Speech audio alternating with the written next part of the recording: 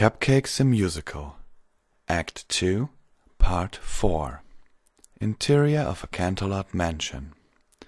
Two wealthy-looking white unicorns, a blue-maned stallion with a fine suit and pink-maned mare, are sitting at a small table with some tea. The room around them is almost exactly how Rarity envisioned her dream home. The ceiling is high and the walls are soft blue. The tall windows allow the sun to shine through, a stark contrast to the cloudy baldness of Pony&Wolf down below. Fancy Pants: "A nice day for a walk in the park, don't you think, Fleur?" Fleur de Lis: "Oh, yes, in fact. I haven't seen the sun shine like this in years. Do you think something's changed?" Fancy Pants: "Doubtful. Even after all this time, the princess still refuses to make public appearances. Then again, perhaps something has changed." Lift the monocle to his eyes and moves the newspaper from the kitchen with his magic. "Now let's see." Begins reading, then gasps. "Sweet, merciful Celestia!" Fleur de Lis, startled: What happened?" Fancy Pants, still reading the newspaper. "Tragedy strikes Pony&Wolf residents left mortified after a cellar of death was discovered beneath famed shops, Pinkie Pie's Capricious Confectionery and Carousel Boutique. At 9 o'clock last evening, police officers were called to the disturbing scene as a horde of mad ponies swarmed the streets. There were discovered the skins, hair, bones, and flesh of ponies as components of Baker Pinkie Pie's cupcakes and dressmaker Rarity's clothing. Good heavens! Recent disappearance of more than 20 ponies are being attributed to the duo. Witnesses and officers who first arrived on the scene remain missing, and a young dragon suspected to be an accomplice has been detained. Witnesses to the police's reveal of the situation claim to see the ghosts of the victims surrounded them and move about before disappearing. I swear, first there was one, then two, then a dozen of 'em, says Pony&Wolf resident Barry Punch. Ghosts everywhere. Other ponies who claim to see the Phantasmagoria have refused to comment. Miss Pie body was discovered at the scene, but Miss Rarity remains missing, says Chief Inspector Billy Club, head of the investigation. This is absolutely horrible. Amongst the dead discovered at the scene were the Honorable Judge Twilight Sparkle, Beadle Rainbow Dash, and well-known Apple magnate Big Macintosh. Sadly, not Big Mac. Fleur de Lis: "How dreadful! To think any pony would capable of something so barbaric." Fancy Pants: "Our walk in the park will have to wait," sets the paper down and gets up. "I think I'll go to Pony&Wolf myself and see what I can do to help." Fleur de Lis: "Oh, do be careful. You know how dangerous the outside world can be." Fancy Pants puts on an overcoat. "Not to worry, dear," kisses Fleur. "It's nothing I'm not prepared for." Fancy Pants walks upstairs and enters a servant's bedroom, a room that, while somewhat simple, is well above the standards in Ponyville. A mare with a yellow coat and a full red mane is sitting somberly on the bed.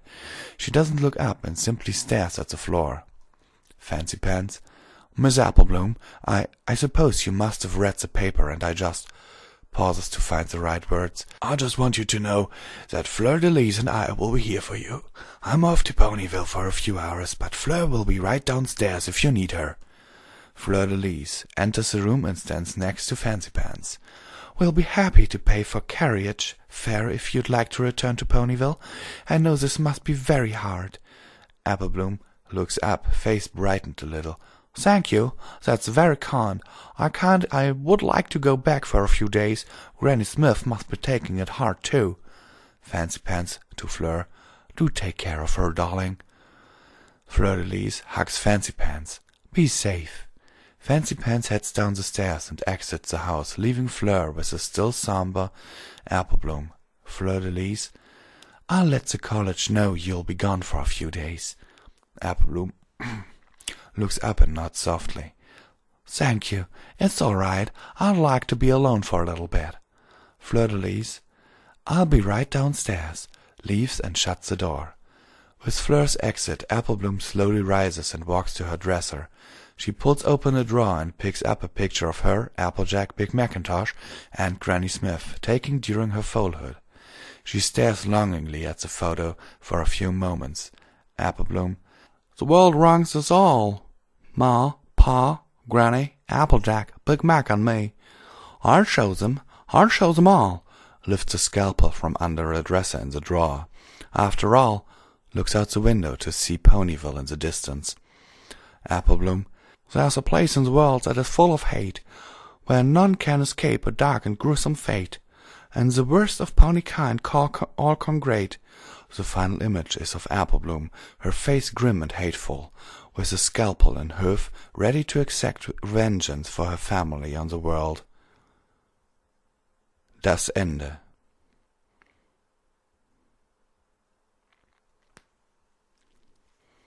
Well, every pony, first of all, you may hear it at my voice, I'm a little hoarse right now. Ha ha ha ha ha. Sorry for the pun, but seriously, I have read this story in one go. It took me about 6 hours and my voice is a little cracking right now. So I excuse myself for maybe being a little, well, the voices in the last 2 chapters might not be too good. I actually had to redo several parts of the third part of Act 2 because my voice was actually failing. What surprised me very much about this was that the close was not the end, but das Ende, which is German. I am German, so I was pretty much surprised. After all, this fic does not get into my favorites, seriously not. It was a little too chaotic for my taste.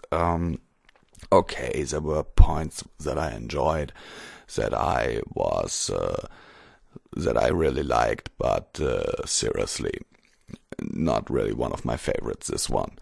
But okay, I can understand why some people like it, and so this gets 7 out of 10 in my rating.